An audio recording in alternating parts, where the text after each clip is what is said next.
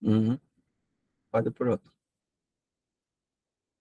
Então, ali a gente vê, geralmente, o professor Edmar falou também, quando ele apresentou Samuel, os dois livros de Samuel, a gente tem costume de falar primeira crônica, segunda crônicas, primeira reis, segunda reis, por causa das epístolas, né? Mas como são livros, é sempre primeiro Samuel, segundo Samuel, primeiro reis, segundo reis, primeiro crônicas e segundo crônicas. Só para vocês não esquecerem. Claro que ninguém vai morrer, ninguém vai para o inferno se falar primeira reis, segunda reis, primeira Samuel, segunda Samuel, mas é mais a questão no termo correto mesmo para se falar. Então, a introdução do livro dos reis, passado o reinado de Saul e quase acabando o reinado de Davi, começa o livro de 1 Reis, livro que ainda conta um pouco da história de Israel unificada, quando, na verdade, as 12 tribos eram regidas por um só monarca, com a presença de Salomão no poder. Lembrando que Saul reinou 40 anos, Davi 40 anos e Salomão 40 anos. Depois a gente vai ver o quadrinho também deles aí mais para frente, tá? Porém, ao morrer, o que é relatado em 1 Reis 11, 41 a 43, o reino de Israel se parte em dois, sendo a maior parte do antigo reino sendo deixada para Jeroboão e as duas tribos, Judá e Benjamim, para Roboão, que é filho de Salomão. Irmãos, para iniciarmos, um detalhe muito importante é que a questão monárquica de Israel foi prometido a quem? Lembram? Quem é o rei? Foi o rei mais importante? Foi o rei Davi, tá? Então, a promessa, lembra da promessa que Natan profetiza a Davi? Que quando Deus fala que faria uma aliança, e essa aliança de Deus para com Davi é uma aliança incondicional, tá? Uma aliança incondicional, porque existem alianças condicionais na Bíblia. Essa é uma incondicional. Deus promete a Davi, então, se vocês quiserem anotar, o texto está lá em 2 Samuel, capítulo 7, verso 13 ao 16. Quando Natan fala a Davi que a aliança que Deus estava fazendo com ele seria uma aliança perpétua. Inclusive, quando Salomão perde o reinado, no capítulo 11 de 1 Reis, o próprio Deus vai usar o profeta Aías, falando que por causa do amor a Davi, ele não tiraria a tribo de Salomão e deixaria com os filhos, os descendentes de Salomão, e aí por diante, que foi Roboão, Abias, Asa, e aí por diante, por causa do amor dele e da promessa dele a Davi. E aí, voltando no terceiro parágrafo, ali, a partir desse momento, a teocracia de Israel começa a ruir, a desmoronar, a desmontar.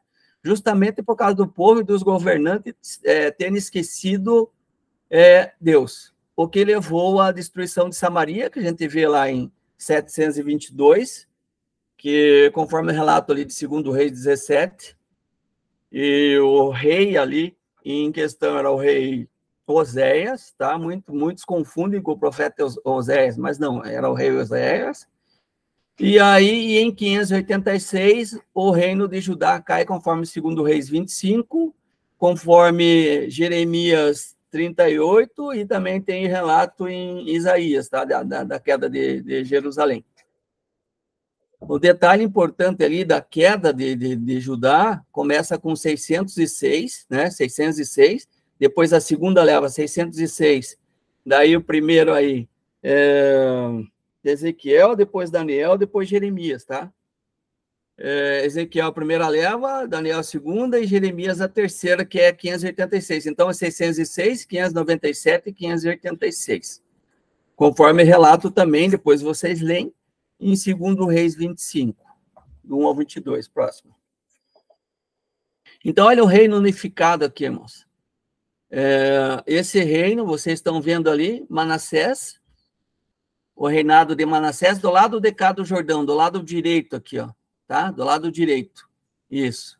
Aí vocês vão ver Manassés, vão ver Ruben lá embaixo, e a outra tribo ali de Gade, que eles ficaram além do Jordão. Só que ali ficou do lado direito a meia tribo de Manassés, e do lado de cá também a outra tribo, a metade da outra tribo de Manassés. E aí, as tribos do lado, daí vocês vão ver Aser, Naphtali, Judá, Isacar, Zebulon, tá? Simeão lá no final. E aí, quando se divide, que a gente vai ver, aí depois eu vou fazer uma pergunta para vocês também, a respeito do que Simeão está fazendo ali embaixo, no final, tá? Aí, próximo, querido. Então, agora os reis os reis, tanto de Israel, quanto os reis do norte. Então, tirando Davi e Salomão, aí a gente começa com Roboão, tá? Então, vocês veem lá, Saul, primeiro rei, que também era unificado, depois que Saul morre, passa Ish-Bosete, que era o filho dele, depois Davi, ele reina, depois entra Salomão. Com Salomão, que aí a gente vê lá do capítulo 1 ao capítulo 11 de 1 Reis, começa a ruir, desmoronar a monarquia de Israel, por causa dos pecados de Salomão, tá? Isso aí a gente vai ver também com Manassés.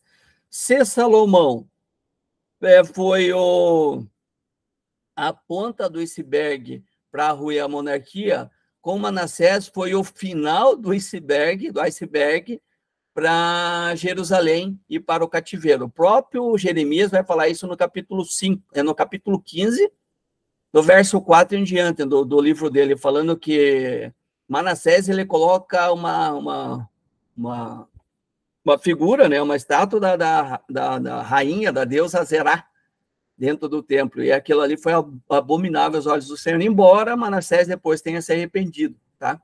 Então a gente tem ali, Roboão, depois Asa, Josafá, Jeorão, Acasias, Atalia, que tomou o reino à força. Depois temos Joás. Lembra de Joás? Quem foi o responsável por colocar Joás no trono? Joiada, tá, irmão? Sempre vai ser Joiada, não vai mudar. Vai ser sempre sacerdote que coloca o Joás no trono. Ele tinha 7 anos ainda. E depois, Joás, na perversidade dele, ele vai acabar matando o próprio filho de Joiada, que era Zacarias, tá? Ele não lembra, o autor sagrado ainda fala que ele não lembra do que Joiada fez por ele.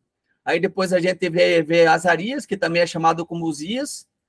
Depois a gente vê Jotão, que é pai de Acasa. Acasa é aquele rei perverso que queima os próprios filhos no fogo. Interessante, né, irmãos? É um detalhe muito interessante da questão que geralmente o pessoal que fala lá da maldição hereditária, né? Aí coloca lá, não, se o cidadão for ruim, a sua geração inteira será ruim. Daí vocês estão vendo ali. Aí tem Acás, que é péssimo, peraí, mas de repente tem Ezequias que corta esse elo. Então, dos reis da parte de Judá, a gente tem 3 reis bons. Praticamente, aí colocando até Davi no meio, né?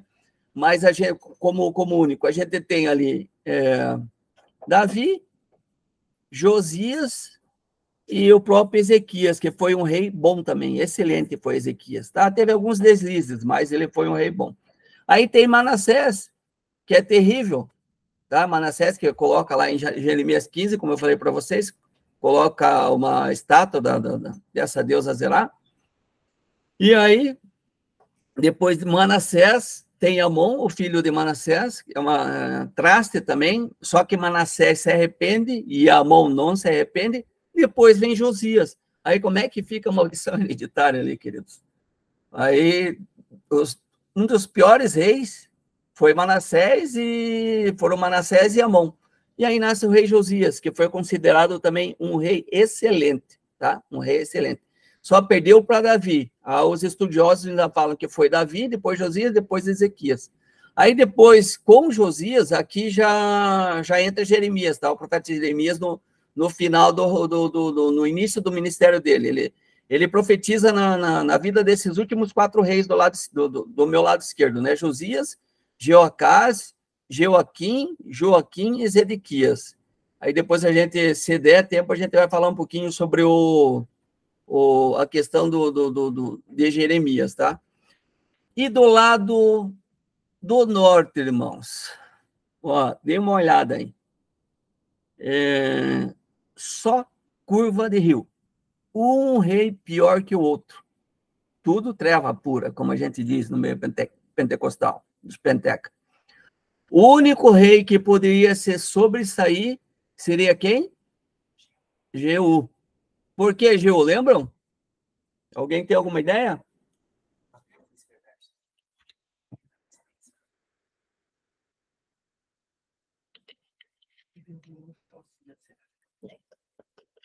Ninguém quer falar nada pelo visto, hein? Mas vamos continuar então.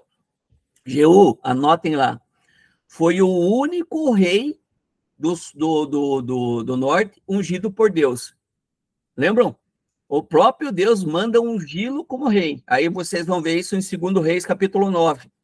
Que Deus manda Elias ungir Jeú como rei, mas Elias faz o quê? Não dá nem as horas, né? Ele só unge Eliseu como profeta. E daí passa o encargo para Eliseu ungir Jeú, mas Eliseu também não unge ele. Quem unge é um dos moços. E aí, por que Jeú é considerado como um dos mais ou menos, que poderiam ser considerados mais ou menos, né, dos reis? Por quê? Porque ele destrói a família de Acabe, Baal, todos esses deuses ali. Só que tanto o texto sagrado como o autor sagrado ele vai dizer o seguinte, que Jeú, ele não se separa também, ele não se afasta dos pecados de Jeroboão, filho de Nebate, tá? Então, mesmo assim, aí era o único que poderia ser Joacás, aí Joás, Jeroboão II, que dentro desse rei aqui, foi o Israel, a tribo do norte, ficou nas melhores condições, tá? Esse rei fez várias reformas. Um outro rei bom para Israel na questão do poderio econômico foi Onri, em cima ali, tá? Aí tem mais a questão de outros reis. O resto, mas assim, vocês lendo o livro de reis, vocês vão ver que um tomava o trono do outro. Um matava outro, e assim sucessivamente nesse reinado do lado norte. Irmãos, aí entramos na questão... Aí o que poderemos abstrair, principalmente desses 2 reinos? Do reino do sul, pelo menos, é um reino prometido por Deus para Davi, que aí ficou dividido em 2 tribos, que foi a de Judá e de Benjamim. Mas para o reino do norte, das 10 tribos, o que podemos abstrair? Qual a lição que podemos abstrair? Aí o Wiseman, ele vai falar no propósito do livro, ele vai dizer o seguinte, que o livro dos reis, escrito tanto para uma tribo quanto para outra, né? Tanto para um reinado quanto para outro, ele vai dizer que foi escrito só para o nosso ensinamento. Lembra do texto clássico que eu conto sempre para vocês? Romanos 15:4? Tudo que dantes foi escrito para o nosso ensinamento, foi escrito para que pela consolação das Escrituras tenhamos esperança. E o que o Mano Jones, na oração dele, quando ele falou, Senhor, que coloquemos em prática o que a gente está aprendendo hoje. Então, isso aí, a partir do momento que você olha a Bíblia, que você vê o erro dos outros, como é que você vai fazer o mesmo erro? Como é que você vai tropeçar no mesmo defeito que o cidadão teve? Aí, outro texto que eu também gosto de citar é 1 Coríntios, se quiserem anotar, tanto o verso 6 quanto o verso 11, quando Paulo fala lá, que não é para nós cobiçar o que os judeus cobiçaram, porque foi para a nossa advertência que foi escrito, para que a gente não tropece nas mesmas coisas deles, tá? A questão da ambição, a questão da murmuração, tá? Principalmente a murmuração do povo judeu, né? Então, os 3 textos claros para nós, para esses 2 livros de Reis, aí vocês podem pegar como resumo Romanos 15:4 e 1 Coríntios 10, verso 6 e verso 11. Isso se resume esses 2 livros de Reis. A gente tem que pegar isso como exemplo. Vocês vão olhar dos 2 lados. E assim, irmãos, o que a gente vê? No Reino do Sul, se o povo fazia o que era reto, o que era bom, vocês vão ver que o povo, quando o rei fazia, que o próprio povo prosperava. Lembram de Roboão, que é filho de Salomão? Em 2 Crônicas 12 vai falar assim, ó, e tendo Roboão se firmado no trono, fez o quê? Se desviou dos caminhos e dos decretos de Deus. E o povo fez o quê? O mesmo. Por quê? Porque a partir do momento de um líder, um cara que é considerado líder, então, Tiago vai nos advertir no capítulo 3, ninguém queira ser mestre, né? Capítulo 2 e 3, ninguém queira ser mestre, porque duro juízo cairá sobre nós. Porque a partir do momento que você se levanta como líder, você é um cara conceituado, um cara que estuda, um cara que lê, um cara que se dedica, e você começa a pender para qualquer lado, sendo não, quando o Paulo diz ali em Filipenses que sigo para o alvo, que é Cristo, outro exemplo que ele dá, 1 Coríntios 11, 1 Coríntios 4:16, Filipenses 3:17, sede meus imitadores, assim como eu sou de Cristo. Então, quando ele fala isso, para um líder é a mesma coisa. E aí, se o líder se desvia, irmãos, o povo é feito de imitação.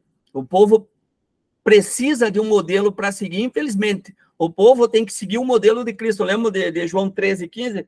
Eis que vos deixei o exemplo. Assim como eu fiz, façava vós também. Jesus está falando o quê? Qual que era o texto ali? O texto ali era a questão de lavar o pé, da humildade. Jesus lava o pé de todo mundo.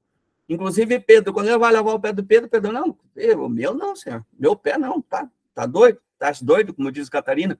Daí Jesus, não. Então, se você não quiser que eu lave o teu pé, você não tem parte nesse reino. Daí o que Pedro fala? Não só o pé, mas também a cabeça, o corpo. Daí Jesus fala, não, você já tomou banho, não precisa se lavar. É só o pé pela questão da humildade. Daí Pedro pega e acaba aceitando a questão da humildade de Cristo, né? O exemplo de Cristo. Então, a gente tem esses reis ali, aí, ao depender do que o rei fazia, o povo fazia também, tá? Bom, aí a gente pode voltar em vários exemplos, desde Moisés lá, né? Desde o início. Aí, se o líder se desviava, o povo também se desviava. Então, o líder sempre chamando a responsabilidade. Lembra de Josué, capítulo 24?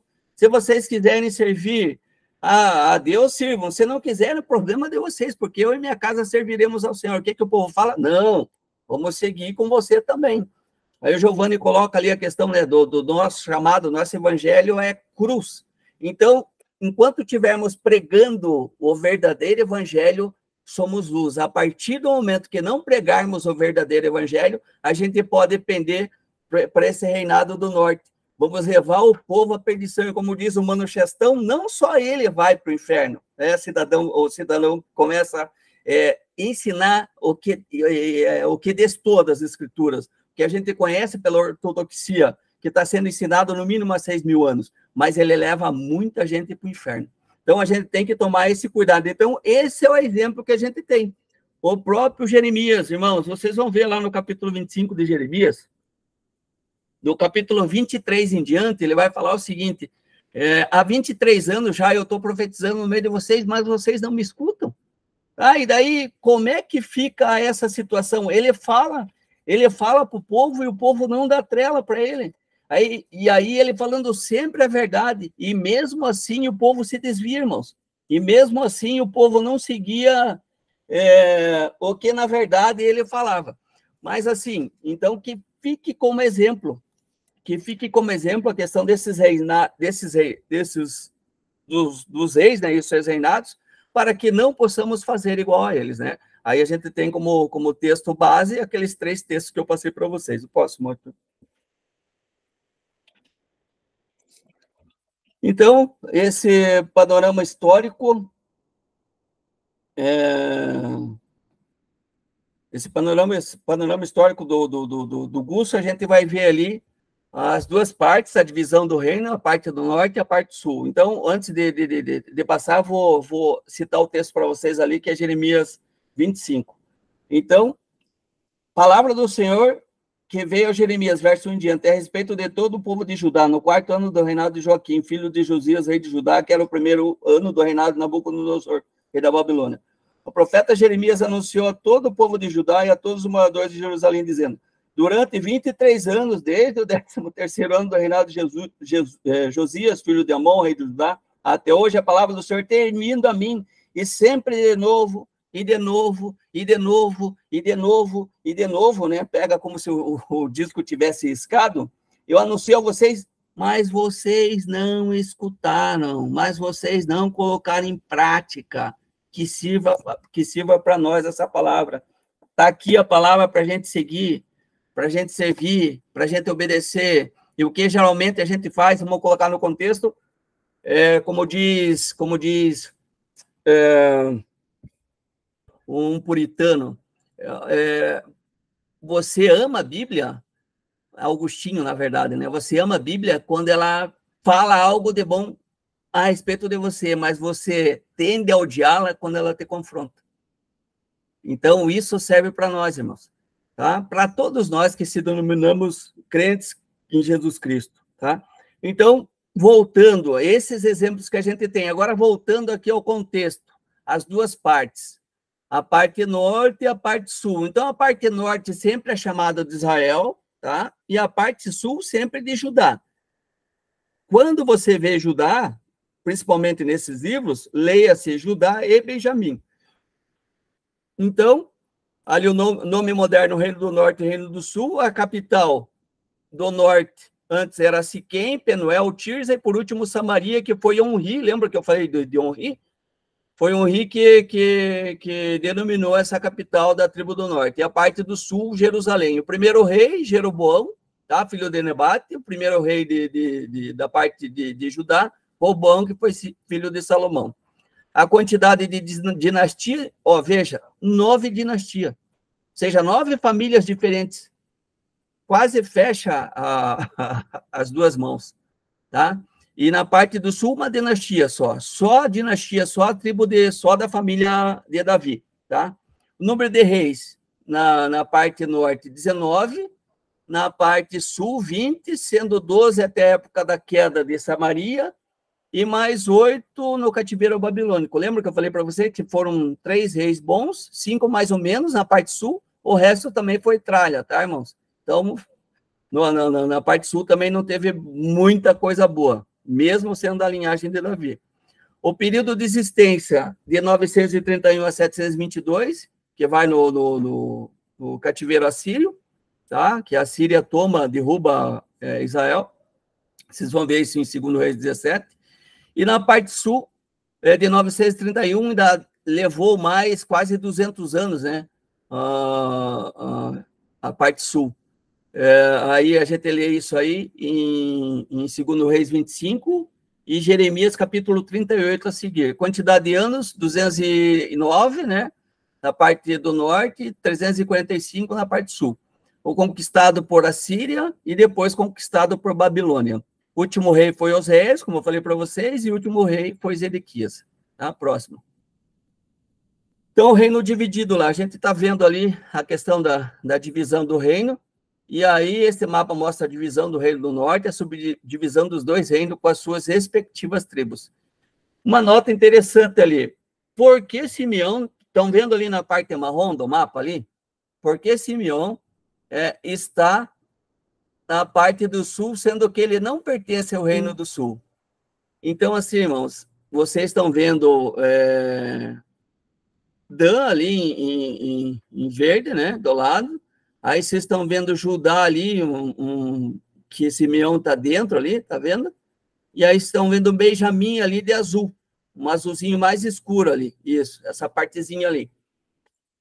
E por que Simeão está ali, irmãos? Alguém tem alguma ideia? porque se ele é da parte do norte, era para ele estar para cima das duas tribos. Já pararam para pensar nisso? Lembram-se que a palavra do Senhor sempre vai se cumprir? Sempre, sempre, sempre, sempre. A gente vai ver isso, o próprio Salomão fala isso, Josué também fala isso, tá? No slide, volta os 3 slides acima lá, Arthur, faz favor. Nesse mapa, dá para ver melhor ali Simeão, em amarelo, tá vendo? Então, em tese, era para Simeão estar acima. Está para cima de Dan ali, tá vendo? E Benjamim ali com um verdinho ali. Isso, bem aí. Então, tá Judá e Benjamim e Simeão tá no meio de Judá. Aí pode voltar lá para aqueles slides. Irmãos, então, vamos para o próximo slide. Daí depois a gente comenta. A deportação dos prisioneiros israelitas após o ataque assírio, a gente vê ali, isso aqui é 722, né? Pode existir uma rota alternativa, passando por Damasco, que chega em Amã. Dê uma olhada ali, Damasco, né? Depois Amã, depois Gozã, depois Nínive. De onde eles saem para ir até a Síria. E um detalhe importante dessa questão aqui, que quando eles saem da terra deles, o pessoal de Samaria, ali da tribo do norte, o rei da Síria, ele é muito esperto, sagaz, astuto, arguto, na linguagem acadêmica. Por quê? Porque ele manda o povo gentil da terra da Síria colocar em Jerusalém, em Samaria, porque Jerusalém é de Judá. Vocês lembram por quê, irmãos? Para misturar os povos, misturar. Porque Judá, lembra o quê? Lembram daquele episódio lá de João 4, quando Jesus vai para Samaria? Que eles tinham que, do jeito que se ele fosse passar por Samaria, daria 3 dias, daí ele teve que passar pelo lado do Jordão, que daria 6 dias. Aí João vai falar por que os judeus não se dão com os samaritanos, porque os samaritanos eram uma mistura de povo, tanto de judeu quanto de gentil. Aí virou aquela mistura. E por isso que eles não se davam. Inclusive, daí vocês vão ver isso em 2 Reis 17, que o próprio rei lá da Síria, ele manda esse povo para lá, para misturar os costumes, inclusive a época que aconteceu isso, o autor sagrado vai falar que os leões estavam matando o povo, e o próprio rei fala, não, manda um sacerdote para ensinar como que se adora o Deus daquela região. Imagina, irmãos, o próprio rei se ligou que tinha que Deus precisava da adoração correta, da adoração certa. Tanto é que ele manda um sacerdote, e aí vocês vão ver tudo em 2 Reis 17, para que o próprio Deus tirasse os animais de lá, os animais ferozes, para que não dizimasse aquele povo que estava lá. E depois que o sacerdote vai, e aí esse BO acaba. Vamos para frente, Lindão. Então, a deportação dos prisioneiros, daí agora, só que assim, irmãos, um detalhe muito importante, quando você falar em cativeiro, sempre será o babilônico, tá? Sempre será o cativeiro de Judá, nunca será o assírio. Por quê? Porque Deus teve uma aliança sempre com Davi, tá? Lembram, Davi é uma dinastia só. No reino do norte são quanto? 9 dinastias. Então, o cativeiro será sempre do cativeiro babilônico. Então, vocês estão vendo ali, a seta verde indica o cativeiro babilônico sobre Judá, o qual levou o povo judeu a Damasco, Babilônia, Uruque e Ur. Aí vocês estão vendo ali, ó, o ponto 1 ali, ponto 2, o ponto 3 e o ponto 4. A distância que ficava dali, lembra da distância? Mais de 1.000 quilômetros, irmãos, de distância. Aí se cumpre o quê? Lembro dos 2 textos que eu sempre cito para vocês também no Antigo Testamento, que é Levítico 26, né? E Deuteronômio 28. Lembram? Se o meu povo, se esse povo, né, lembrando de 2 Crônicas 7, mas se esse povo me render graças, glória, me obedecer, ficarão nessa terra. Mas se eles não me obedecerem, isso aí, eu estou parafraseando as palavras de Moisés, aí Moisés falando nos dois livros, tanto em Levíticos 26 quanto em Deuteronômio 28, eu os mandarei para uma terra distante, uma terra longínqua, uma terra onde não se adorará, nem se buscará o meu nome, nem se conhecerá o meu nome. E aí, o que eles fazem? Pela desobediência deles, acabam sendo deportados para uma nação totalmente distante. Aí, lembro do Salmo 137, e aí os comentaristas vão falar que esse salmo é um salmo de imprecação, e aí eles colocam também que esse salmo é o salmo de Jeremias. E aí, para vocês lembrar do salmo, eu vou ler. É uma leitura que de fato o povo clama, geme nesse salmo, nas palavras do salmista. Eu vou ler para vocês, aí vocês vão lembrar do salmo. Salmo 137 vai dizer o seguinte: às margens do rio da Babilônia, nós nos assentávamos e chorávamos, lembrando de Sião. Nos salgueiros que lá havia, penduravam as nossas harpas, né? Colocavam as harpas, por quê? Porque eles não podiam cantar, entoar os hinos, pois aqueles que nos levaram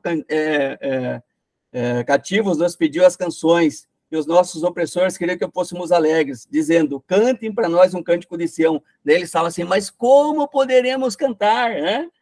Um cântico em terra estranha. Como poderíamos cantar em terra estranha? Irmãos, mas Deus não tinha prometido a eles, se eles tivessem obedecido, eles permaneceriam em Israel? Deus não tinha prometido isso a eles? A questão em Levíticos 26, Deuteronômio 28, o que eles fizeram? Se desviaram, aí voltando. Se eu me esquecer de você, ó Jerusalém, lembra daquilo que a gente só dá valor quando perde? Já ouviram esse ditado? Isso aconteceu com Israel também. Se eu me esquecer de você, ó Jerusalém, que a minha mão direita se resseque, que a minha língua fique colada ao céu da boca. Se eu não lembrar de ti, ó Sião, se eu não proferir Jerusalém a minha maior alegria, contra os filhos de Edom, lembra-te, Senhor, lembra-te do dia em que Jerusalém foi tomada, pois diziam, arrasem, arrasem, até os seus alicerces. Filha da Babilônia, você será destruída, feliz é aquele que retribuiu o mal que você nos fez. Feliz é aquele que pegar os seus filhos e esmagá-los quanto a pedra.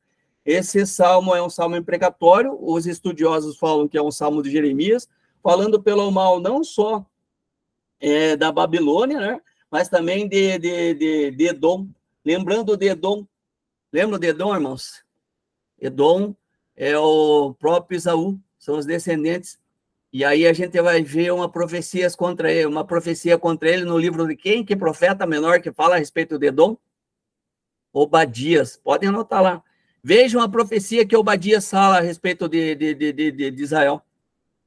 Que ele fala, o profeta Obadias fala que por mais que eles estivessem no alto dos montes, que eles moravam no alto das colinas, das pedras, das rochas, Deus ia derrubar eles de lá. Porque eles fizeram aquilo com os filhos de Israel. Porque eles entregavam quando Israel, Judá, estava saindo da terra, eles entregavam os babilônios, ou eles mesmos matavam, eles mesmos escarneciam. E aí, se vocês lerem Obadias, vocês vão ver o eco do profeta a respeito da crueldade de Edom. E eram parentes, né? Praticamente parentes. Então, a gente tem aqui, e a questão ali de 1.000 a 1.500 quilômetros, que eu falei para vocês, lembram de Esdras, capítulo 8, quando ele está à beira do rio Ava, que ele está voltando para Jerusalém, e aí ele proclama um jejum lá no capítulo 8, e aquela viagem ali dá uma viagem de, no mínimo, 4 meses, tá, irmão? Só que fala só do início da viagem e no final, quando ele sai, quando ele chega. Então, é um local muito distante. E aí eles voltam, eles voltam para Jerusalém e ficam lá até o ano 70, quando eles são dispersos de novo. Para frente, Arthur. Então, a autoria é colocado sempre como Jeremias. O Wiseman, o Bruce vai falar isso, o Wiseman vai falar um possível argumento a favor da autoria do profeta seria que ele ter uma associação muito próxima com a corte, o que resultaria em acesso aos documentos de Estado, que conteriam a história do país. Além disso, o Wiseman também afirma que foram usadas várias fontes a compor esse magnífico relato. Dentre essas se encontram os anais, crônicas da época, os anais, as crônicas da época, o livro da história, relatos de profeta, entre outras fontes, tá? Então, esse livro de Reis foi um compilado do material que tinha à época, tá bom, irmãos? Então, esse foi o compilado de Primeiro Reis, e a tradição vai falar que é Jeremias, que Jeremias foi o seu autor. Próximo. A data. O livro do Reis abrange um período de 400 anos, lembrando lá, começando com o finalzinho de Davi, depois com Salomão e, por último, Zedequias, tá? Ainda, segundo Bruce, o livro de Reis recebeu a sua forma final no início da época do exílio. Então, a data ali do final da época do exílio foi colocada em 536, uma interrogação, porque é mais, tipo, 2 para cima ou 2 para baixo, mais ou menos seria isso. Porque se você contar de 606, daria 536, tá? Irmãos, detalhe dessa questão. Próximo, Arthur. A questão do local. Não há local definido para a escrita desse livro. Por quê? Porque, segundo os estudiosos, se foi Jeremias que escreveu o livro de Reis, não se sabe se ele escreveu no cativeiro. Por quê? Porque não tem relato dele no cativeiro. Vocês já leram a Bíblia toda, vocês sabem lá que a partir do capítulo 40, 41, 42, 43 em diante ali, no 38, quando a Babilônia invade de vez Jerusalém, que leva o restante dos cativos, Jeremias, que estava preso, ele é solto. E aí o comandante lá da Babilônia, né, que foi designado para aquele local ali, pergunta se Jeremias quer continuar ali ou quer voltar para lá. E Jeremias fica na dúvida. E depois Jeremias volta, fica com o pouco dos remanescentes que ficam de Judá, e eles acabam indo para o Egito. E o próprio Jeremias fala que não é para eles ir para o Egito. Então, os autores também, irmãos, os estudiosos vão falar o seguinte, que se o Jeremias fala que não era para ele ir para o Egito, e vocês vão ver no capítulo 42 e 3 ali que Jeremias vai para o Egito. E aí o que eles dizem? Só que a Bíblia fica em silêncio a respeito disso. Eles dizem que Jeremias foi forçado a ir para o Egito. Tá? Ele foi forçado a ir para o Egito. E ali não fala onde morreu Jeremias. Se morreu lá no Egito, ou se voltou com o remanescente. Aí a gente não vê o nome dele, a gente não vê a ênfase nem nos livros de Esdras, nem nos livros de Neemias, a respeito da volta de Jeremias, tá? Não se dá ênfase a isso, então, não sabe onde ele morreu. Alguns vão dizer que ele morreu de velhice, nessa época, ele tinha mais de 70 anos, e outros, há comentaristas, inclusive judeus, né, mais antigos, que vão falar que ele morreu apedrejado. Imagine, irmãos, que beleza, né? O cara profetizou durante 4, 5 reinados ali, 4, 5 reis, e ainda falando a verdade, e aí morre apedrejado. Daí eu lembro de Paulo, quando ele escreve Gálatas, que é a carta que ele não ora, né? Que ele já chega com os 2 pés no peito dos Gálatas. Ele vai falar, no capítulo 1, verso 7, ainda que nós mesmos, o anjo do céu, vos anuncie outro evangelho, que seja o quê? Anátema, maldito, amaldiçoado. E aí, no capítulo 4, ele vai falar assim, por acaso fiz-me vosso inimigo, pus-vos falar a verdade? Tá? Da mesma maneira, acontece com Jeremias. Lembra quando acontece lá no capítulo 26 de Jeremias também? que a galera pega Jeremias, faz um concílio entre eles lá para tentar matar Jeremias, aí usa uma jurisprudência de Miqueias, inclusive, que falou na época de Ezequias, e falaram, não, mas Miqueias também falou a respeito da praga que vinha para Judá, para Israel, se eles não obedecessem a Deus, e nem por isso mataram Miqueias. E daí falaram de um outro profeta que falou, só que esse profeta eles mesmos mataram. E aí a jurisprudência estava empatada, irmão. Aí Jeremias, será que eu morro? Será que não? Claro que ele não fala isso, né? Porque Deus já tinha falado para ele lá no capítulo 1 que ele guardaria Jeremias onde ele quer que fosse. Mas aí Aicão, filho de Safã, acaba livrando Jeremias, acaba protegendo Jeremias, e aí eles não matam Jeremias, tá? Vocês vão ver isso no capítulo 26 de Jeremias. No capítulo 28, ele tem um embate também com aquele Ananias, falso profeta. Então, a vida de Jeremias foi luta, irmãos. Jeremias é um profeta que eu admiro demais. Ele foi proibido de casar, tá? Esses 3 profetas, principalmente esses profetas exílicos, que é Jeremias, Daniel, Ezequiel, para mim, foram os profetas que sofreram muito, porque eles viveram em terra estranha. Se cumpre na vida deles o Salmo 137, tá? Terminou, Arthur? Então, volta lá na pergunta. Na pergunta, para baixo. Aí, né? Então, assim, aí depois a gente vai passar os slides para vocês. Então, volta lá naquele mapinha lá, no anterior. Isso, aí. Irmãos, então, a resposta, depois ela vai ali, a resposta. Quando lembram das bênçãos? Das 12 tribos? O Jacó, ele profetiza para os filhos. Então, a gente vai ver aqui que ele abençoa os filhos, claro, de uma forma geral. Mas vocês vão ver que Levi não está aqui, vocês podem ver, vocês não vão achar Levi ali. E vocês vão ver Simeão num lugar que não é dele, entre os exilados de Judá. Essa pergunta que me fez foi o Arthur, agora esses tempos. Falou, pai, por que Simeão está grudado com Judá? Porque ele não tem um lugar. Eu falei, Arthur, boa pergunta. E aí você vai onde? Você vai na fonte. Por isso que a Bíblia não precisa se gravar o capítulo, mas pelo menos o livro, né? Não precisa se gravar o versículo, mas pelo menos o livro, que você sabe que é, por exemplo, ali das bênçãos para os filhos, está em Gênesis 49.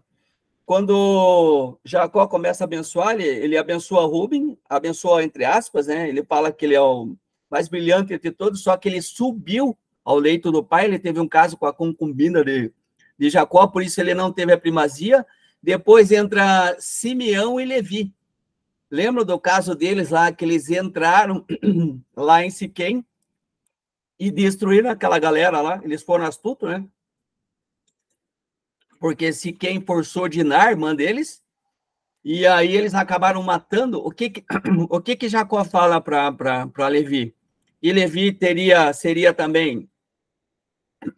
não teria um lugar, só que o próprio Deus já fala que Levi seria espalhado entre todos, porque entre todas as tribos, porque para eles, cada tribo ter sacerdote, porque o sacerdote era só da linhagem de Levi, e Simeão também seria espalhado, tá? Simeão também seria espalhado entre as tribos. Está na palavra de Jacó, e se cumpriu, onde Simeão foi se amparar em Judá. E aí, o detalhe importante do comentário que a gente coloca ali, que o Arthur colocou, que de Simeão, irmãos, não vem profeta, não vem nenhum juiz, vocês não veem juiz de Simeão, tá? Vocês não veem profeta de Simeão, vocês não veem ninguém importante de Simeão. Se cumpriu a palavra do pai lá, de Jacó, em Gênesis 49. Tá? Então, vocês vão ver de Manassés, vocês vão ver Gideão de Manassés, vocês vão ver Sansão, da tribo de Dan, vocês vão ver vários, principalmente o livro de Juízes, vocês vão ver juiz da tribo de Judá, de outras tribos, vocês vão ver da tribo de Efraim, né? Personagens também significantes, mas da tribo de Simeão vocês não vão ver ninguém. Tranquilo, então, irmãos? Mas depois eu coloco para vocês o slide. Até aí, tudo bem? Então, agora eu vou fazer um resumo rápido, tá? Porque essa era a parte teológica. A parte teológica histórica, geográfica e cultural. Agora, a parte prática que a gente vai entrar... Pode tirar. A parte prática que a gente vai entrar é no livro de Reis. Então, do capítulo 1 ao capítulo 11, irmãos, vai ser falado só sobre Salomão.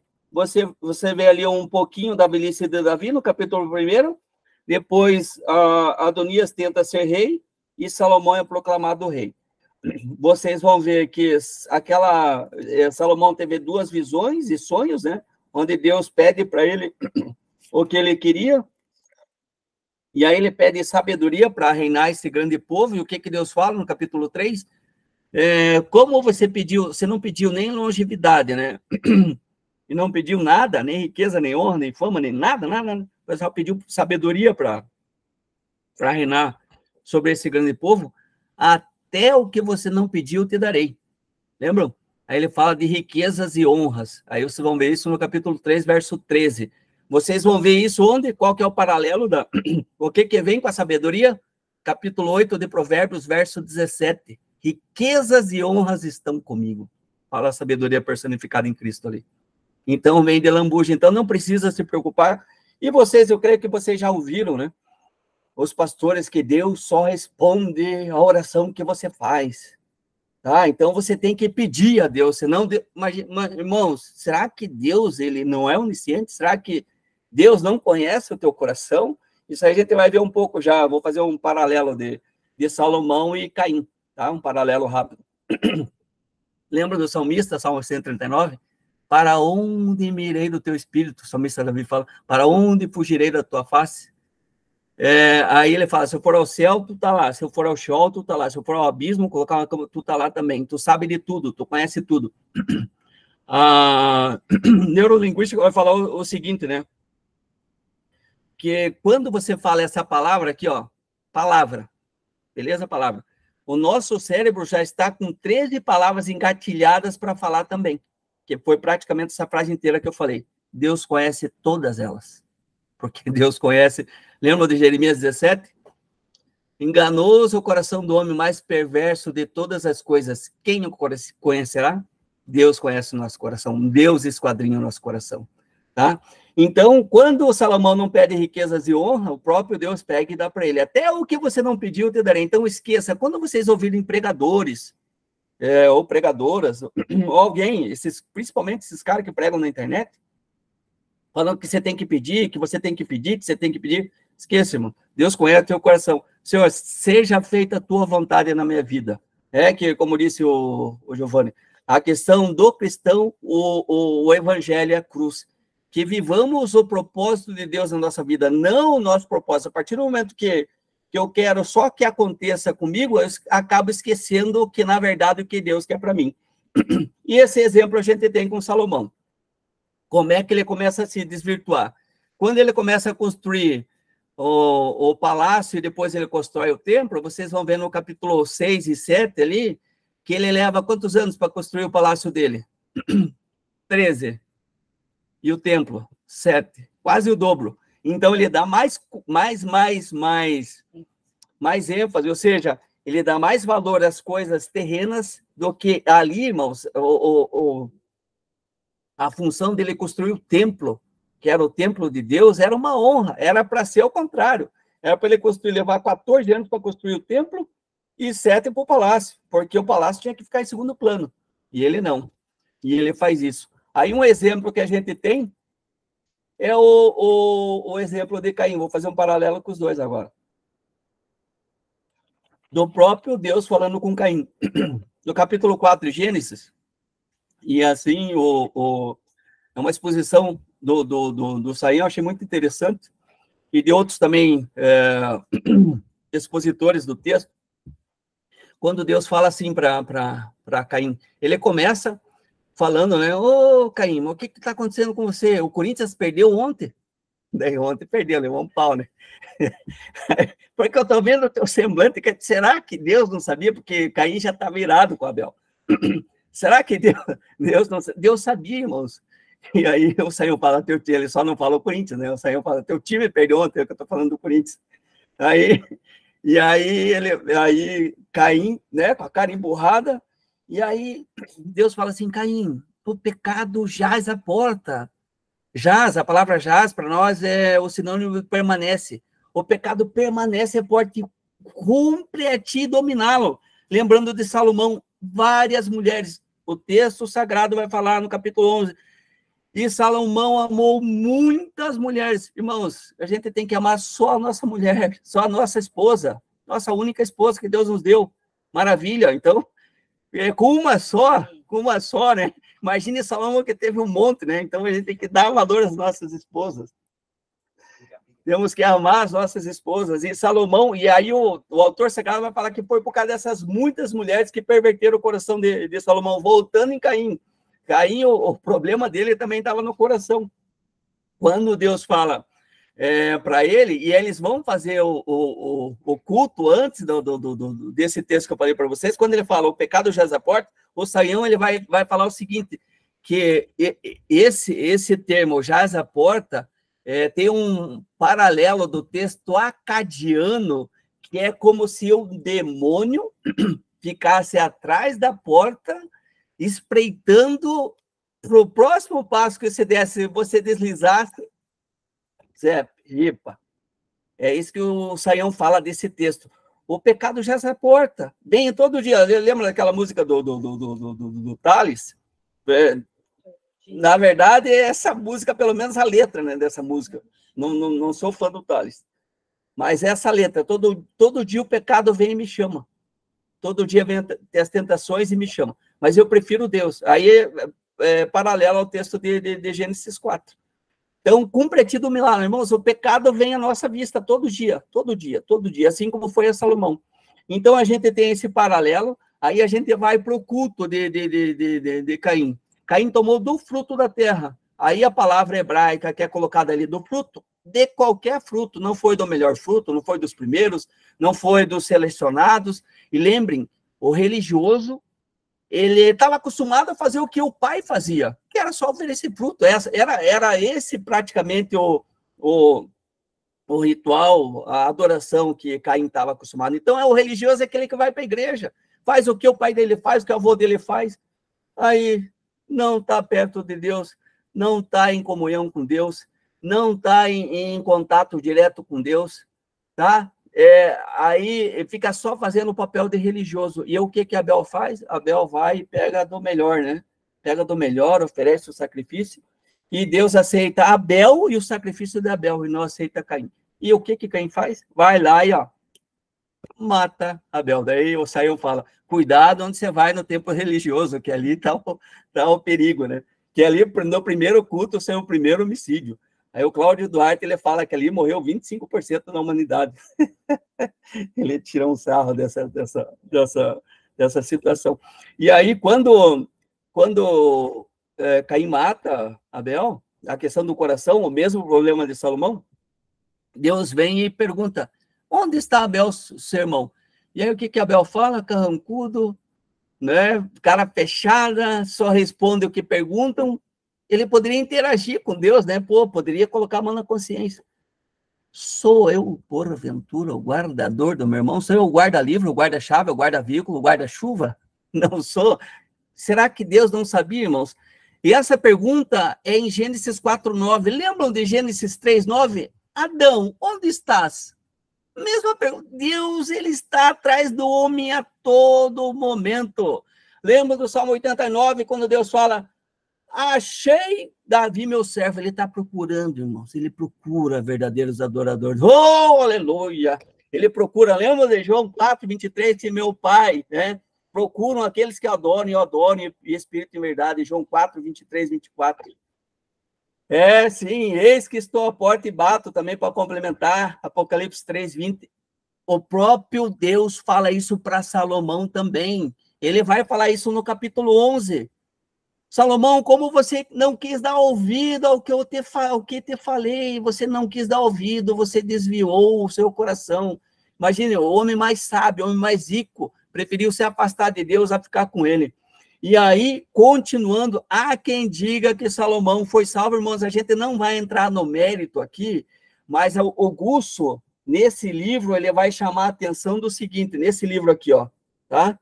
No histórico, no comentário sobre os livros históricos, que foi no final da vida de Salomão que ele se desvia. Quando ele ama muitas mulheres, e quando Deus fala que a partir dali, ele usa o profeta Aías, no capítulo 11, e daí ele rasga a capa de Jeroboão e divide, dá 10 pedaços para Jeroboão e deixa 2 com Salomão. E aí o que Salomão tenta fazer com Jeroboão? Até o final da vida de Salomão, ele tenta matar Jeroboão. Aí pergunto para vocês, um cara que foi salvo, morre tentando matar o adversário? Essa é a pergunta que o Gusso faz no livro dele, que foi no final da vida dele, no final que ele se dizia, na velhice dele. Aí muitos não refletem nesse texto, né? Ficam só em Eclesiastes 12, verso 1 em diante. Lembra-te do teu Criador no dia da tua mocidade, para que não venha mais, para que quando vier os maus dias, você diga, não tenho deles contentamento. Quando as guardas da sua casa estremecerem, quando os moedores da sua boca, quando a janela, né, da sua casa, falando dos olhos, falando dos dentes, falando das pernas, se enfraquecerem. Aí o pessoal coloca só esses textos e esquece de 1 Reis 11. Então, essa é a ruína de Salomão. A partir daqui, irmãos, aí a gente tem o reino dividido. Então, se divide o reino a partir do capítulo 12. Então, ele vai do capítulo 12 de 1 Reis até o capítulo 17 de 2 Reis. Tá? O capítulo dividido. Aí vai falar um pouquinho mais da parte de Israel, né? Mas também fala da parte de Judá. Aí a gente vai indo. Ó, daí no capítulo 14 tem a profecia contra Jeroboão, porque, irmão, se Jeroboão seguisse no caminho de Davi, e aí o próprio Aías fala, né? Se ele seguisse, ele teria as mesmas bênçãos de Davi. Irmãos, assim como Deus faz pra gente. Deus deixou esse livro sagrado aqui, ó. Bíblia Sagrada, irmãos. Ele deixou. Essa é a nossa bússola, essa é a nossa direção. Tá? A partir do momento que a gente deixa a Bíblia de lado e começa a seguir o que eu acho, o que eu penso, ideologias, aí eu coloco, não, tem uma ideologia aqui, não, agora vou deixar a Bíblia e seguir a ideologia. Por que eu estou falando isso? Eu estou falando isso, irmãos, pela questão... Eu vou parafrasear, tá? Eu vou parafrasear com a questão do espiritismo. Nossa, mas saiu do cristianismo para o espiritismo. O espiritismo fala o seguinte, se o espiritismo, né, o livro deles bate de frente com a ciência num ponto, eles têm que deixar o espiritismo de lado naquele ponto e seguir a ciência. E para nós, se esse livro bater de frente com a ciência, o que a gente tem que fazer? Deixar a ciência e seguir esse livro, entenderam? Então, somos totalmente diferentes do espiritismo. Se bateu de frente com a ciência, exemplo lá, daquele texto de Levíticos falando que morcego é uma ave, mas morcego é um mamífero. Mas a inteligência, a sabedoria do povo da época era que morcego era uma ave. Mas agora sabemos, né, que morcego é um mamífero. Então, bateu de frente com a ciência, eu fico com a Bíblia, irmãos. Tá? Entenderam? Então, voltando a Jeroboão, a gente tem, aí estava ali os preceitos para ele seguir e não quis seguir. Aí pegamos Roboão no mesmo capítulo 14, depois tem o reinado de Abias, aí no capítulo 15, no capítulo 15, no capítulo 16, aí entra a profecia de Jeú contra a Baasa. Aí, no capítulo 17, aparece quem? Elias. Elias, se vocês olharem ali, então Elias, o tesbita dos moradores de Gileade, disse a Acabe, Se você, 17:1, se você voltar para o verso 34, vocês vão ver, em seus dias, Hiel, o Betelita, edificou Jericó, quando ele lançou os alicerces da cidade. Irmãos, Jeremias, ele cai de paraquedas no texto sagrado. Ele aparece do nada. Ele chega de guarda-chuva, lembra aquele desenho? Ele chega de guarda-chuva e cai ali. Então, ele aparece ali. E para nós, se ele não tem, se o próprio autor sagrado não quis colocar de onde ele veio, qual é a função dele ali naquele local, para nós não vai interessar o que é o próprio profeta Elias fez. E um detalhe muito importante, tanto Elias quanto Eliseu, no reinado que vai de Elias, do capítulo 17, ao segundo livro de Reis, capítulo 2, verso 11, vai falar quando Elias, na verdade, vai ao céu. Esses dois livros só perdem milagre para o livro de Êxodo, de Moisés, tá? Para o Pentateuco. Porque é o livro também do Antigo Testamento que mais milagres vai ter. Vai ter ressuscitação de mortos, vai ter o próprio Eliseu atravessando o rio, vai ter vários milagres, né? Vai ter o machado flutuando, vai ter a questão do veneno na panela, que também Eliseu acaba tirando aquele efeito do veneno. Então, vários milagres vão ter nesses dois livros. E a gente vai seguindo, a gente vê a oração de Elias para que chova, para que não chova, depois vai ver, segundo a minha palavra, irmãos. Interessante que Elias fala isso, né? Aí, mas como é que interpretamos esse texto quando Elias fala, segundo a minha palavra? Peraí, mas Elias não é Deus, cara? Elias não é Deus para falar segundo a minha palavra?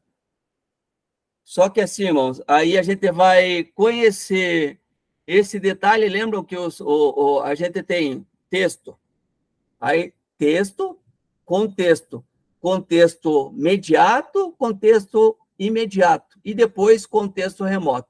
Contexto imediato, o próximo versículo e até o primeiro capítulo. Imediato, um capítulo antes, um capítulo depois e até o próprio livro. E o contexto remoto é da Bíblia toda. E a gente vê esse texto de Elias lá em Tiago, capítulo 5, verso 17. E orou Elias incessantemente e com fervor, e Deus ouviu a palavra dele. Então, está aí a explicação para Elias falar segundo a minha palavra. Elias tinha falado com Deus antes, tá, irmão? Da mesma maneira, quando Moisés, no capítulo 32 de Êxodo ali, no capítulo 16, na verdade, de Números, quando ele bate de frente com Coré, Datã e Abirão, que ele fala, não, se acontecer alguma coisa diferente, se eles não morrerem de morte natural, então saibam que Deus está falando por meio de mim. Mas ele já tinha falado com o próprio Deus. Ele já tinha falado, o próprio Deus fala, não, manda essa galera ir amanhã na frente e cada um sai com o seu incensário. Então, se a gente não lê, se a gente não se atentar aos textos anteriores ou posteriores, a gente acaba achando que o próprio profeta, o levita, o sacerdote, ou quem seja, está falando dele mesmo. Não, sempre estão falando ancorado, amparado por Deus. Deus está vaticinando a palavra deles. Sempre, tá, irmão? Sempre, tá? Então, a gente vê com Elias, ele ora e depois chove. Aí a gente continua, a gente vê Acabe. Acabe foi um dos piores reis, né? Depois de Jeroboão, eu creio que eles estão empatados. Ele casa com Jezabel. Jezabel é símbolo de rebeldia. Aí a gente vê a questão da vinha de Nabote, no capítulo 21. A gente vê também a profecia dos falsos profetas. Aí a gente vê a profecia de Miqueias, ali, lembra quando Acabe fala? Aí o Josafá pergunta, tem mais algum rei aí? Ele falou, não, tem um rei, sim, tem um rei. Mas tem mais algum profeta? Tem um profeta, só que ele não fala o que eu gosto de ouvir. Vocês já ouviram isso aí? Já ouviram? Não, se eu quero ouvir coisa boa, eu ouço o quê? Esses pregadores do YouTube, né? Esses coaching, esses caras, porque ele vai falar tudo o que você quer ouvir. Mas quando você pegar a Bíblia, lembra de Jonathan Edwards? Ele fala o seguinte, leia a Bíblia contra você. Por quê? Porque a partir do momento que você lê a Bíblia contra você, você começa a podar suas arestas. Eu começo a podar minhas arestas. Nós começamos a podar nossas arestas. Daí, Aí eu acabo falando, não, cara, esse cara aí, ele não fala o que é bom para mim, eu quero ouvir coisa boa. Irmãos, então, a partir do momento que eu só quero ouvir coisa boa, esqueça. Deus não está nesse negócio. E aí, Micaías vai e fala que ele ia morrer. E aí, o profeta, não, mas então prenda esse cara. Ele falou, não pode me prender. Se isso não acontecer, pode escrever que o Senhor não falou por meio de mim. E acontece o quê? O que o próprio Elias tinha falado que ele não seria enterrado, né, no túmulo dos pais. Assim assim Jezabel, irmãos, a palavra de Deus se cumpre a todo momento. Deus falou, Deus cumpriu. Isaías vai falar o seguinte, que Deus é o cidadão que conhece o fim desde o começo. Imagine, que para Deus o início e o fim é a mesma coisa, porque ele está... E Deus é um ser atemporal, esse é nosso Deus querido. Ele é um Deus atemporal. Ele está aqui, ele está amanhã, ele está ontem. Por isso que o próprio Jesus fala, o autor sagrado, em Hebreus 13:8, que ele é o mesmo ontem, ele é o mesmo hoje e será eternamente. Essa é uma resposta boa para o testemunho de Jeová, né? Aí, não, mas Jesus foi criado, tá? Então, aí foi criado, tá? Ainda foi criado hoje. Mas aí, como é que fica o texto de Hebreus 13:8? Porque ele é o mesmo ontem, se ele foi criado hoje. Daí ele nunca vai ter resposta para esse texto. Se ele foi criado hoje, ele não podia ter nascido ontem, né? Aí o autor sagrado dá um nó na cabeça dessa galera. Ele é o mesmo ontem, é o mesmo hoje, está falando da eternidade de Cristo e será eternamente. Amém? Para frente, irmãos. Chegando em 2 Reis, tá? Rapidão, termina ali com a morte de Acabe. Aí entra a questão de Acasias, o filho, né? Depois da morte de Acabe, o rei dos Moabitas, se revoltou contra Israel. O rei Acasias caiu pelas grades de um quarto do andar superior em Samaria e ficou ferido. Então enviou mensageiros e disse: vamos consultar Baal-Zebub, Deus de Ecrom, para saber se eu vou...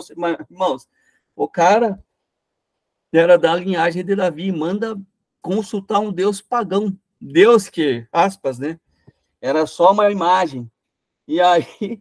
Mas o anjo do Senhor disse a Elias, levanta-te e vai encontrar com os mensageiros do rei de Samaria. E pergunte, será que não há Deus em Israel? Para que vocês vão consultar um Deus que não existe? Por isso, assim, o Senhor diz, da cama que você está deitado, não se levantará mais, porque você vai morrer. Então, Elias foi embora, os mensageiros voltaram para o rei, e este lhe perguntou o que houve, por que voltaram? E ele respondeu, o homem veio ao nosso encontro. Aí ele já sabia o jeito que era de Elias, né? Qual era a aparência desse homem? Ele vai falar lá no capítulo 1, verso 7, que veio ao encontro de vocês. Ele falou, era um homem vestido de pelos, com um cinto de couro na cintura. Então o rei disse, é Elias. Ou seja, estou morto. A palavra se cumpre na boca do profeta, irmão. Profeta de Deus, claro, né? Vocês já ouviram, eu sou profeta e a palavra vai se cumprir. Não, irmãos. Primeiro... Aí eu li um texto interessante que a Renata postou para mim, a Juliana também postou no grupo ali, falando do próprio Saião, né? Que ele foi orar, daí tem uma mulher que é curada do câncer, daí ele orou para uma outra lá, também Deus curou, depois orar para uma outra, daí ela morreu. Ele falou, mas eu não tenho fé o suficiente. Irmãos, aí Deus, ele nos usa como ferramenta. Então, quando esses caras, eu sou um profeta de Deus e a palavra de Deus vai se cumprir, aí entra Lutero. Gosto de um texto de Lutero, né? Da questão das visões e revelações. Edward também fala dessa mesma maneira. Irmãos, eu sou pentecostal, tá? Se for visão ou sonho, se for contra a palavra de Deus, não é de Deus. Se for a favor, é desnecessário, porque já está aqui. Entenderam? Então, esses caras que fazem pirotecnia, querem inventar a moda, não colhe nesses caras, colhe na Bíblia. Leia a Bíblia, ore, jejue, que o próprio autor... Irmãos, é o único livro do mundo que quando você lê, o autor está presente. Oh, glória! Entenderam? O livro, quando você lê esse livro, o autor está presente. O autor está presente a cada momento. Então, não se deixe levar por esses meios, né, que eles atraem esse tipo de pessoa. Então, deixe isso de lado. Voltando, aí entra Eliseu, sucede Elias, e Elias é levado ao céu, como eu falei para vocês ali no verso 11, e Elias subiu no redemoinho. Depois entra Eliseu, aí o reinado, o ministério de Eliseu, irmãos, é mais, em tese, mais tranquilo, tá, do que de Elias. ele bate de frente com os reis ele bate de frente contra os reis, tanto de Israel, principalmente com o de Judá. A gente vê vários milagres também, Deus fazendo por meio de Eliseu, mas vocês vão ver que ele também não sabe tudo. Deus usa ele com a palavra de conhecimento, Deus usa ele ele com vários milagres, né? Mas aí nem tudo ele sabe. Quando acontece lá que o espírito da mulher lá está amargurado, que perde que ela perde a criança, né? Daí ele fala a Geazi, não, Deus escondeu isso de mim. O próprio Eliseu confirma isso. Aí vocês vão ver da questão de Naamã, que ele cura Naamã da lepra. Aí o que acontece com Geazi? Geazi ladrãozinho, né? Geazi falou, Geazi fala bem assim, não, mas tu é doido para pegar um dinheiro desse Naamã, né? E ele vai, e ainda fala em nome de Eliseu, né? Meu senhor pediu, cara de pau, né? Pediu, daí o Naamã pega o dobro, né? Pega o que ele pediu, mas te dá o dobro. Daí ele põe nas costas dos servos dele e volta. E aí Eliseu pergunta se estava. É interessante quando você lê esse texto, né? Eliseu também é irônico, né?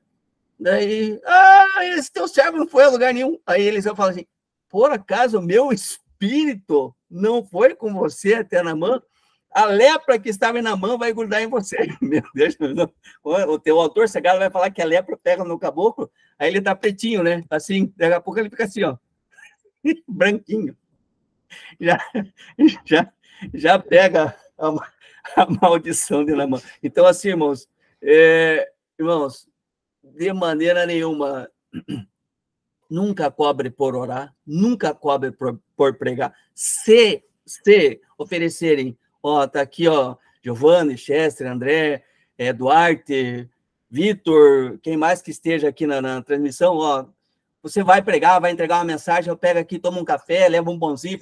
Agora, nunca cobre. Não é que Deus vai te deixar leproso, sabe? Porque a partir do momento que você começa a colocar preço no que você está fazendo, a partir desse momento, você é obrigado a dar resultado, tá? Resultado, aspas. Quem convence da justiça, do pecado e do juízo? Somente o Espírito Santo, irmãos. João 16, 8. Então, é só o encargo dele. Então, assim, se você quiser me dar uma oferta, né, mas a despesa, tranquilo, você não tem problema nenhum, tá, irmãos? Então, isso eu faço por mim. Esse é o meu recado. Mas eu conheço pessoas que são amigos que cobram. Eu cobro 1.000, 2.000, 3.000, 5.000, 10.000 para cantar. Já ouvi falar de 100.000 com show. Mas não, mas os caras vivem disso. Mas aí é a consciência deles. Já ouvi falar de 250.000. Mas isso aí, se vocês procurarem, vocês vão ver na internet. Isso é escancarado. Aí fica a critério deles. Então, a partir do momento que você começa a colocar preço, parece que a mercadoria é sua. E não é, irmãos. Somos apenas ferramentas. A partir do momento que Geazi coloca lá, não... Parece que ele estava cobrando pelo milagre. Parece que ele estava cobrando, se vocês lerem lá, o capítulo 5 em diante ali, de verso 20 em diante ali, quando Geazi é atacado da lepra. Então, depois a gente vê o milagre flutuar, depois a gente vê a fome em Samaria. Irmãos, quando a questão da fome em Samaria, apesar que aqui ainda é tranquila a fome, vocês vão ver lá no capítulo 17, já encerrando o livro, né, que já estamos passando da hora, que já estamos caminhando para o final, vocês vão ver que ali a história vai contar que aqui, irmãos, não só aqui, mas também lá com Jeremias, vocês vão ver isso em Lamentações 4:10, vocês vão ver isso em Ezequiel 5:10, que as mães comeram seus próprios filhos. Isso aí é literal, tá, irmãos? Vocês vão ver isso aí também no capítulo 17, quando eles foram cercados por 11 anos, tá? Que se esvaiu a comida deles. Aí você imagina, mas imagine hoje a gente faz 4 refeições por dia, né? 3 refeições. Não, eu faço 2. Você faz 2 porque você quer. Se quiser, você pode fazer 4, tá? Mas assim, aí não entra na tua cabeça o que esse povo passou por causa do quê? Desobediência. Aí, chegando nesse reinado de Oséias, que é o último rei da parte de Israel, o reinado dele cai, Entra daí no capítulo 18, o reinado de Ezequias. Aí a gente vê Ezequias também, ele foi um bom rei, mas pisa na bola. A oração dele, ele ia morrer, o próprio Isaías chega e fala, você vai morrer, põe a tua casa em ordem que você vai morrer. Deus manda Isaías voltar, falar que ele pediu, e Deus deu mais 15 anos para ele, daí todo mundo prega, oh, glória, é só você orar, só que assim, a partir desse momento que ele ora, nasce quem? Manassés. Por causa de Manassés, que foi a gota d'água para que Deus destruísse de vez a hegemonia monárquica de Davi. Porque a partir dali caiu o reinado, caiu a partir de Manassés, o próprio autor sagrado vai falar. Então, se ele não tivesse orado, se ele não tivesse morrido, talvez um irmão dele tivesse reinado no lugar dele, talvez a história não fosse assim, talvez, tá, irmãos? A gente não pode afirmar. Mas aí o pessoal fala só da parte boa, né? Ah, Deus deu mais 15 anos de vida, mas por causa disso nasceu Manassés. Vocês vão ver que nasce 3 anos depois dessa profecia. Aí depois entra Amon, aí vindo pro capítulo 22, né, de 21, aí entra o reinado de Manassés, depois no 21 de Amon, depois o reinado de Josias, que é um excelente reinado, que é do capítulo 22 e 23, aí tem, inclusive, com Josias, a celebração da Páscoa. Depois tem a morte de Josias, que Josias sai lutar contra Faraó, e aí não era para ele ter ido, ele desobedece também, e ele morre. O próprio Faraó fala, ó, minha luta não é contra você, varão. Sai daí, ele não ouve o conselho de Deus, mas ele vai e acaba caindo no cavalo e morre. Aí indo, depois o próximo rei, que é o filho dele, Joacás, depois passa para Joaquim. Aí no 25, daí tem Joaquim também, aí entra Zedequias. Aí tem a queda de Jerusalém no capítulo 25 e o cativeiro de Judá. Aqui, irmãos, vocês vão ver que aí, paralelo a esse texto do capítulo 25, vocês vão ver lá Jeremias 39 e Jeremias 52, tá? A partir do capítulo 38 já o pau começa a quebrar, no capítulo de Jeremias também, no livro de Jeremias. Então, a partir desse momento da desobediência, a partir de tudo o que o povo fez, lembram lá em Números 14, quando os espias eles vão espiar a terra lá, os 12 espias, e aí quando eles voltam ali, em Números, quando eles voltam, aí o próprio Deus fala para Moisés, ó, já por 10 vezes eles me tentaram, e eu vou destruir esse povo, vou fazer uma nação, de você uma nação melhor que a deles. E Moisés sempre intercedendo pelo povo. E assim, a gente vai ver que aí a gente volta um pouco, né? Em Êxodo 32, quando Moisés mesmo vai ao monte, aí o povo chega assim em Arão, né? Ó, esse Moisés vai demorar, então faz aí os deuses que nos tiraram do Egito, e aí Arão pega, ninguém coloca uma arma na cabeça dele, o autor sagrado não fala, ó, e sob tortura Arão teve que fazer um bezerro, não, irmãos, o povo só fala e pega e do nada, ó, o povo trouxe seu ouro e nasceu esse bezerro. Como nasce um bezerro? Parece a teoria do Big Bang, né? A teoria do bolo, né? Que o caminhão explode e de repente vem um bolo. Cara, parece o conto da carochinha. E aí, quando Moisés chega, aí Arão sai da reta, né? Não, peraí. Não, esse povo, o povo é mau. Você sabe que o povo é tendente ao pecado, mas ele não assume a culpa. Não, Moisés, na verdade, eu acabei fazendo... Não, ele não faz isso, né? Lembra do pecado de Gênesis 3? Quando Deus fala, Arão, Adão, onde você estava? Pô, eu tive vergonha e me escondi daí. Deus é muito malandro, né? Pega a galera no contrapé, né? Aí Deus fala assim, mas quem que falou que você estava nu daí? Pô, daí, opa, não, pô, falei demais, né? É igual quando você está na frente do juiz, só responde o que ele perguntar. Aí o cara vai querer florear e já cai do cavalo. Daí falei demais. Aí ele fala, não, aí a mulher que tu me desses, né? Daí ele aponta. Daí ele vai para Eva, daí Eva fala assim, a serpente, né? Daí chega na serpente, a serpente olha para o lado, não tinha ninguém, ferrou, aí no cavalo. É assim, o homem nunca assume a responsabilidade, né? Ele nunca assume, sempre é o outro. Então, aqui, voltando no que a gente estava falando, e de Arão, se ele assumisse, não, eu pisei na bola, na verdade, aí não, aí o povo inteiro pagou. Então, voltando aqui, irmãos, todo o povo pagou. Por quê? Por causa dos pais, aí passaram para os filhos, e para os filhos, e para os filhos, e sempre fazendo a mesma coisa. Chega uma hora que a paciência de Deus esgota. Deus é amor, top de linha, maravilhoso é, mas ele também é justiça. Há quem diga que os atributos de Deus brigam, o atributo do amor e da justiça, tá? O Paul Walsh, inclusive, ele tem uma imagem que ele faz assim, né, que o amor está na frente, mas a justiça está atrás querendo puxar o amor, porque essa hora vai acabar, irmãos. E a hora que essa hora acabar, aí não vai ter mais. E a hora que acaba é a hora que você morre, que eu morro.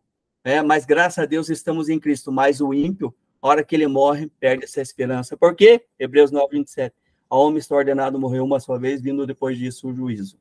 Então, aqui encerramos a explanação desse livro, sabendo que se andarmos conforme a lei do Senhor, conforme os mandamentos, os estatutos, o que Deus colocou para nós, tá? Não é a lei dos 10 mandamentos, nem das 613 leis, mas essa lei do amor, que a gente cumpre, né? Quando Paulo fala tanto em Romanos 13, quanto o próprio Jesus fala em Mateus 22, ou 36 ao 40, né? Amar a Deus sobre todas as coisas e o próximo como nós mesmos.